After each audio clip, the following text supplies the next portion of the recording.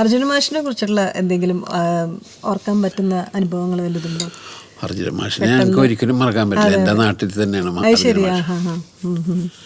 മാഷാണ്. മാഷ് ഭയങ്കര സ്നേഹമുള്ള ഒരാളായിരുന്നു. ശരിക്കുള്ളൊരു ആത്മാർത്ഥ സ്നേഹമുള്ളൊരു മ്യൂസിക് ഡയറക്ടറായിരുന്നു. പിന്നെ എൻ്റെ അപ്പച്ചൻ്റെ ഒരു കൂട്ടുകാരനുമായിരുന്നു. ഭയങ്കര ക്ലോസാണ് അവർ തമ്മിൽ ഭയങ്കര. അപ്പോൾ അങ്ങനെ മാഷ് വഴിയല്ല ഞാൻ മദ്രാസിൽ പോയത് ശ്യാം സാറാണ് എന്നെ കൊണ്ടുപോയത്. പക്ഷെ അവിടെ ചെന്നിട്ട് പിന്നെ അർജുന മാഷിൻ്റെ റെക്കോർഡിങ്ങിനും മലയാളം റെക്കോർഡിങ്ങൊക്കെ നടക്കുന്ന സമയമായിരുന്നു. അങ്ങനെ ദേവരായ മാഷിൻ്റെ അതിന് വായിച്ചിട്ടുണ്ട് അർജുന മാഷ്. അന്നൊന്നും എനിക്ക് തോന്നുന്നത് ഏത് പടത്തിനാന്നൊന്നും നമുക്ക് അറിയില്ല അല്ലേ. നമ്മുടെ കാലത്തെ പണിക്ക് പോണവരങ്ങോട്ട് പോണേ.